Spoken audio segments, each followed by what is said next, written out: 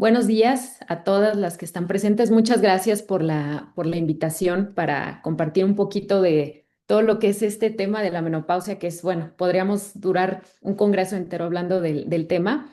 Y bueno, me presento. Yo soy la doctora Teresa Guerrero Martínez, soy médico especialista en ginecología y obstetricia. Tengo una alta especialidad en colposcopía y en histeroscopía diagnóstica. También tengo un diplomado en ginecología funcional y también un diplomado en ginecología láser y regenerativa. Sí, también he realizado algunos estudios acerca de menopausia y prácticamente mi consulta o mi práctica privada pues se enfoca mucho en toda la parte ginecológica, así que todo lo que es el área de menopausia pues es una parte bastante amplia de lo que yo trabajo.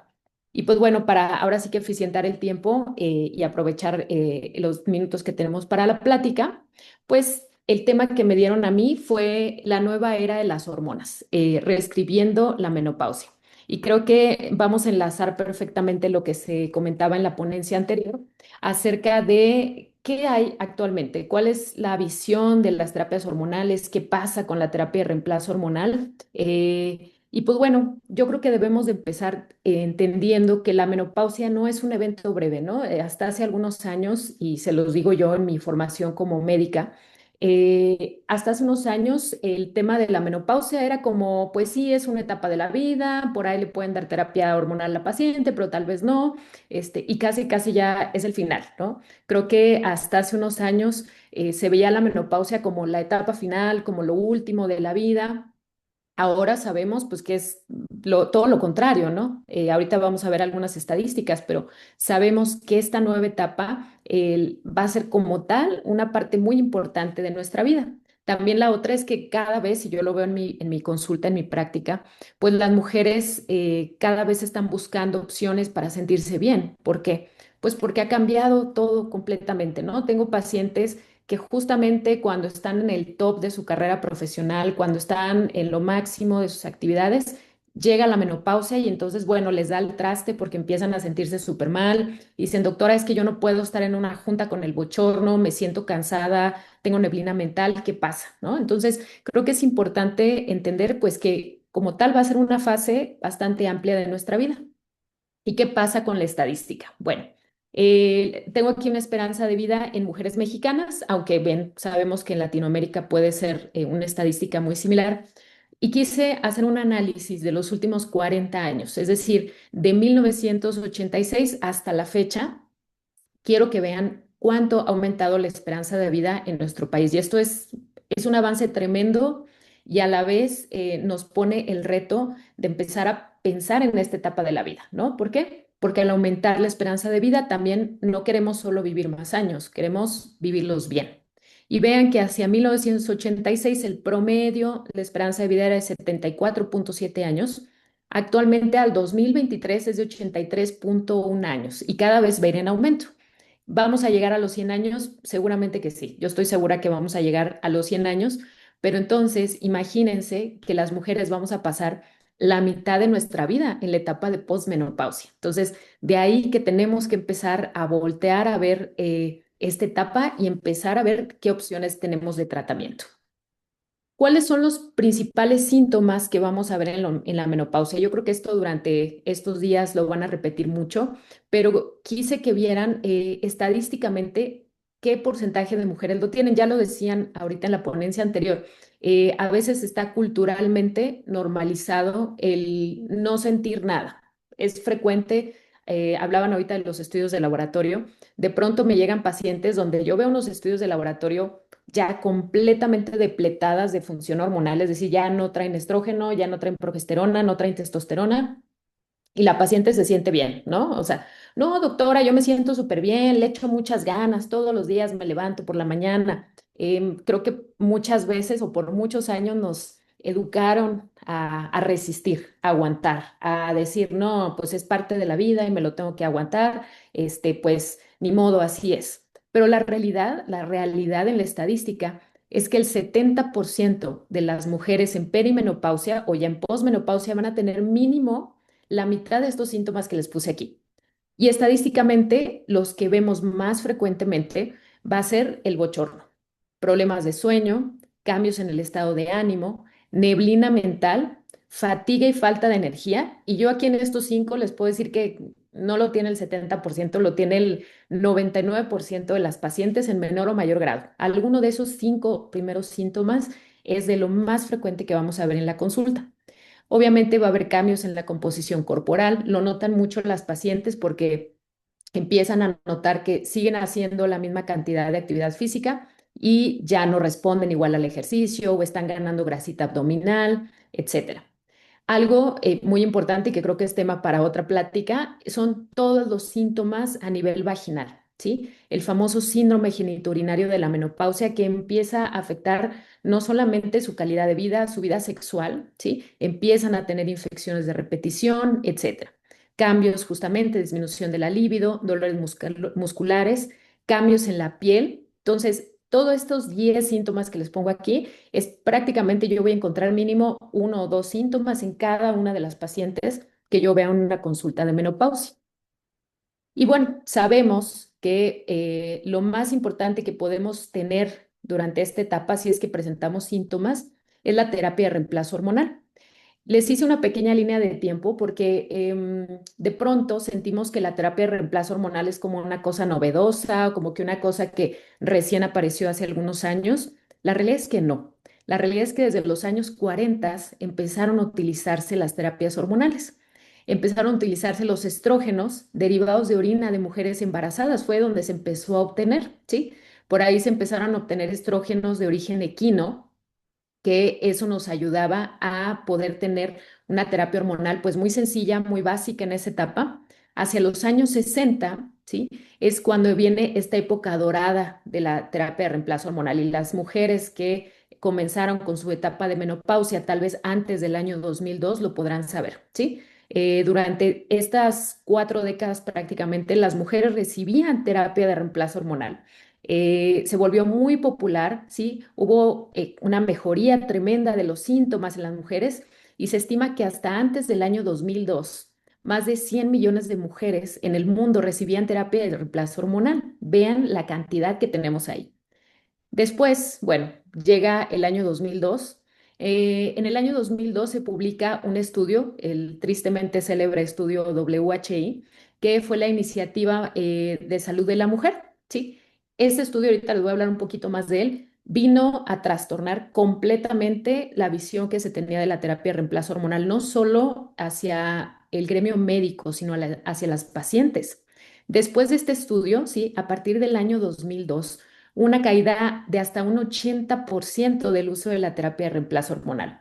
Y es bien interesante cómo muchas pacientes, y lo voy a decir porque así lo veo muchísimo en la consulta, llegan y me dicen, doctora, es que no me vaya a dar hormonas porque es que las hormonas son malísimas.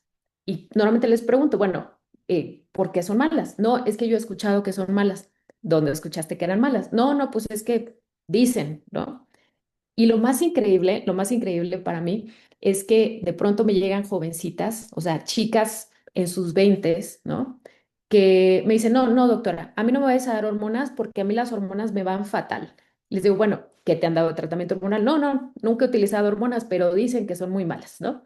Para mí eso es tremendo, ¿no? Porque quiere decir que esta información impactó a toda una generación, o sea, es decir, venimos arrastrando una generación de mujeres que escuchó esta idea, esta hormonofobia de por ningún motivo dejes que te den hormonas, por ningún motivo dejes que te den un tratamiento de reemplazo hormonal porque es malísimo, te vas a morir, te va a dar cáncer, etcétera.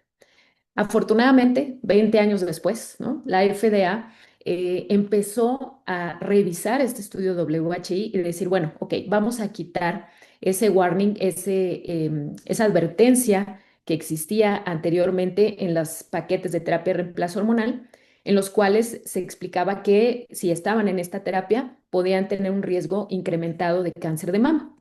Y bueno, ¿qué fue ese famoso estudio WH? La realidad es que mucha gente no se enteró del estudio, simplemente se enteró de lo que los medios sí publicaron. Es decir, todo lo que apareció en la televisión, en las periódicos, la revista Time, por ejemplo, que en su momento, recordemos, pues no había redes sociales, ¿no? O sea, leíamos algo en el periódico, en una revista, y pues bueno, era prácticamente la verdad absoluta. o lo que nos decían en un noticiero. ¿Qué pasó en este estudio famoso del WHO que se publica, perdón, en el año 2002? Cuando promueven los resultados de este estudio, encuentran que en uno de los grupos control, es decir, de todos los grupos que se estaban estudiando, uno de estos grupos mostró un aumento relativo de cáncer de mama y de accidente vascular cerebral. Obviamente era un grupo que estaba en tratamiento hormonal. ¿Cuál fue el problema con este estudio? Que ahora lo sabemos y que, bueno, la realidad es que lo sabemos desde hace muchos años, es que la edad promedio, por ejemplo, de este grupo de mujeres era arriba de los 60 años, ¿sí? Muchas pacientes, además, ya tenían factores de riesgo, es decir, cursaban con obesidad, hipertensión, eran fumadoras, ¿sí? Y por lo tanto, pues no era un grupo control como tal, ¿no? Igual en la consulta me pasa mucho, ¿no? Que me dicen, doctora, pero es que me da miedo que las hormonas me den cáncer. Yo les digo, bueno, está bien, pero les digo, no, no les da miedo el frappuccino del Starbucks, ni el pan Bimbo, ni el Gansito, que están cargados de azúcar y que ese sí tiene evidencia que nos puede incrementar el riesgo de cáncer de mama, ¿no? Entonces, a veces, pues, este tipo de información respecto a las hormonas genera mucha angustia, yo lo sé. Y desafortunadamente, si bien hasta hace apenas un año, apenas hace un año la FDA oficialmente quitó esta advertencia de las terapias hormonales, pues sabemos y se estima que va a pasar otra generación, imagínense, va a pasar otra generación de mujeres para que realmente volvamos a como estábamos antes del estudio WHO. Y bueno, ¿qué sabemos ahora de las terapias hormonales? ¿Qué es lo que se sabe actualmente? ¿Sí? Este último estudio de la revista Maturitas del año 2023 hizo un repaso de estos 21 años del estudio WHI. Hay que decir que es un estudio que sigue corriendo, ¿eh? No es un estudio que ha terminado. Es decir, al día de hoy, el estudio sigue en actualización. Sabemos actualmente que la terapia de reemplazo hormonal es el tratamiento más efectivo que existe para síntomas vasomotores, es decir, bochornos, para síndrome geniturinario, para proteger nuestros huesos, para mejorar la calidad de vida, ¿sí? Va a mejorar el sueño, la sexualidad y la composición corporal. A veces también me pasa que hay pacientes que me dicen, bueno, doctora, ¿qué pasa si yo no uso nada? O sea, yo me llevo mi menopausia natural, sin hormonas, sin nada. Obviamente es válido, pero les digo, te estás perdiendo de los beneficios que te puede dar una terapia de reemplazo hormonal. La terapia actualmente ya no tenemos un límite rígido y debemos individualizarla. Creo que aquí esta es la clave y de lo que van a hablar más adelante.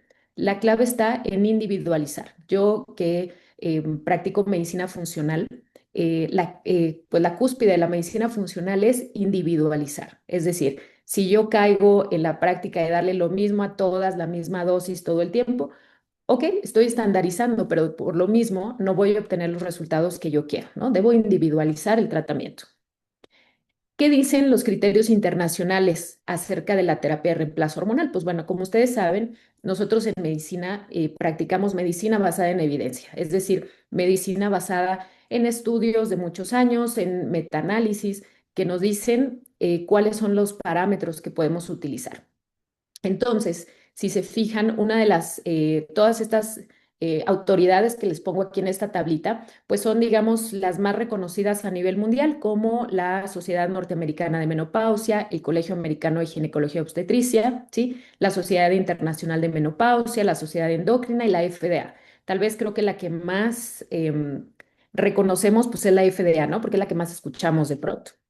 Todas coinciden, ¿sí?, en que las pacientes candidatas o las candidatas ideales para la terapia de reemplazo hormonal son mujeres menores de 60 años o dentro de los primeros 10 años de inicio de la menopausia y mujeres sintomáticas. Esto es muy importante también, ¿sí? Si yo tengo una paciente que tiene 61 años, pero sigue con bochornos, se sigue sintiendo mal, puedo evaluar el caso y puedo ver si es candidata a comenzar una terapia de reemplazo hormonal, ¿sí? ¿Cuáles van a ser las indicaciones? Calidad de vida, aquí lo dice la Sociedad Internacional de Menopausia, calidad de vida, ¿sí? Síntomas vasomotores, salud ósea. Entonces, es importante entenderlo que regreso a lo mismo, vamos a vivir muchos años y queremos vivirlo de la mejor manera, así que debemos de tomarlo en cuenta al momento de decidir si iniciamos o no una terapia de reemplazo hormonal. ¿Cuándo para la terapia de reemplazo hormonal? Y yo le pedí ahí a ChatGPT que me hiciera un meme, porque cuando yo estaba estudiando medicina y cuando yo veo porque las guías decían anteriormente que la terapia de reemplazo hormonal solamente se podía utilizar por 5 años. Ya más de 5 años no se recomendaba, había que quitarla, ¿no? Y yo pensaba, decía, bueno, a ver, o sea, si mi paciente le llegó su menopausia a los 45 años, le voy a quitar la terapia a los 50, le voy a decir, no, ¿sabe qué? Los 40 años que le quedan de vida, ahí aguánteselos, ¿no? A ver cómo le va. Entonces, en su momento, ¿sí? Se hablaba de un límite de la terapia de reemplazo hormonal. Actualmente no, ¿sí? Las guías actuales dicen que no hay necesidad de suspenderse siempre y cuando la paciente esté vigilada, no tenga una contraindicación para continuar el tratamiento, o bien se puede hacer un ajuste de la terapia de reemplazo hormonal que necesite. Entonces, ya no estamos hablando de un tiempo límite y más porque lo acabamos de decir, vamos a vivir muchos años, entonces sería completamente ilógico que yo a una paciente le diga, te doy este tratamiento 5 años y después de 5 años que te vaya muy bien. ¿Qué tenemos actualmente? Y quiero hablar un poquito acerca de las hormonas bioidénticas, porque ahora se habla mucho de eso y porque ahora parecieran una novedad, ¿no? A mí de pronto me da risa porque parece como una novedad, como una cosa que salió hace un par de años.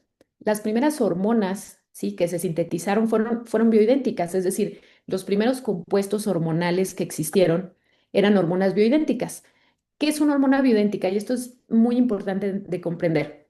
Una hormona bioidéntica es una hormona que la estructura química es la misma que la hormona que produce el cuerpo. Es decir, el cuerpo no puede distinguir en ese estradiol que le estoy poniendo en un gel o al estradiol que producen mis ovarios. ¿Por qué? Porque son idénticas, ¿sí? La estructura química es idéntica. Esto es importante de entender porque a veces suena bioidéntica y pasa mucho, y yo sé que ha habido mucha desinformación. Bioidéntica la entienden como artesanal, como que yo la hice en la cocina de mi casa o una cosa ahí que no está muy regulada, pero esa es. Ahora, ¿puede haber hormonas bioidénticas de farmacia? Sí, claro. ¿Puede haber hormonas bioidénticas de compounding que las mando a hacer a un laboratorio de compuestos? Sí, sí. ¿Por qué? Porque el principio es este. Y me pasa porque también a veces las pacientes dicen, doctora, es que me está mandando una hormona que voy a comprar en la farmacia. Sí, y no necesariamente no es una hormona bioidéntica. ¿Cuál es la diferencia, digamos, entre una y otra? Pues bueno, como les mencionaba, la estructura química, ¿sí? Por lo tanto, al ser una hormona con la misma estructura de la hormona que produce el cuerpo, su absorción y la recepción de esta hormona en los receptores de membrana es mucho mejor. El metabolismo obviamente va a ser más fisiológico, ¿sí? Y la probabilidad de eventos secundarios es menor. No es cero, es importante decirlo, pero es menor, ¿sí? Ahora, bioidéntica quiere decir natural, natural, es decir, tengo un árbol en mi casa y agarro las hojitas y preparo mi progesterona. No, no necesariamente. Como decimos, es la estructura química la que hace la diferencia. ¿Cuál es otra ventaja que tienen estas hormonas bioidénticas? Obviamente, además de la individualización del tratamiento, es la vía de administración. Actualmente se prefieren las vías transdérmicas, tópicas, ¿sí? En lugar de la vía oral. ¿Por qué? La misma hormona, si yo me tomo un estradiol, no es lo mismo que me lo tome, a que me lo inyecte en la pompi, a que me lo ponga en un parche, a que me lo ponga en una crema, ¿sí? O me lo ponga en una inyección. Es la misma hormona, pero el metabolismo va a ser diferente. Actualmente sabemos que son preferibles las vías de administración que no sean vía oral. ¿Por qué? Porque el metabolismo es diferente. No van a pasar por el hígado, ¿sí? No van a tener este primer paso hepático y por lo tanto van a tener menos efectos secundarios a nivel cardiovascular. En general, ¿qué vamos a ver? Pues las guías actuales favorecen las hormonas bioidénticas, favorecen el uso de estradiol o de estrógeno transdérmico, la progesterona micronizada. Yo le digo a mis pacientes, la progesterona es una hormona natural, tan segura que la usamos en las embarazadas. De hecho, ustedes si alguna vez les dieron en su embarazo Geslutin, Utrogestan, etcétera, es progesterona bioidéntica, ¿sí? Micronizada quiere decir que está pulverizada o está hecha tan pequeñita para que se pueda absorber. La dosis, sí se recomienda la menor dosis efectiva, eso dicen las guías. Esto lo vamos a ver en base a los síntomas y a los estudios de nuestra paciente. Y la clave es el inicio oportuno. Ahora, no vamos a satanizar las hormonas sintéticas, ¿sí? ¿Por qué? Pues porque también son útiles. Tenemos décadas de experiencia clínica, hay mayor disponibilidad comercial a veces de estas fórmulas. También hay que tomar en cuenta que en algunos países es mucho más económica y tampoco le vamos a negar la terapia de reemplazo a una paciente porque no pueda comprar una hormona bioidéntica. Y algo muy importante, hay pacientes que responden adecuadamente a las terapias sintéticas.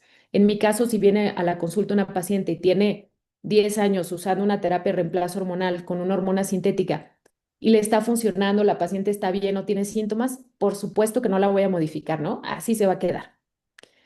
¿Cuáles son las conclusiones respecto al tema? Bueno, sabemos que la menopausia como tal no es una enfermedad, es una transición fisiológica que hoy podemos acompañar de manera segura, individualizada y basada en evidencia.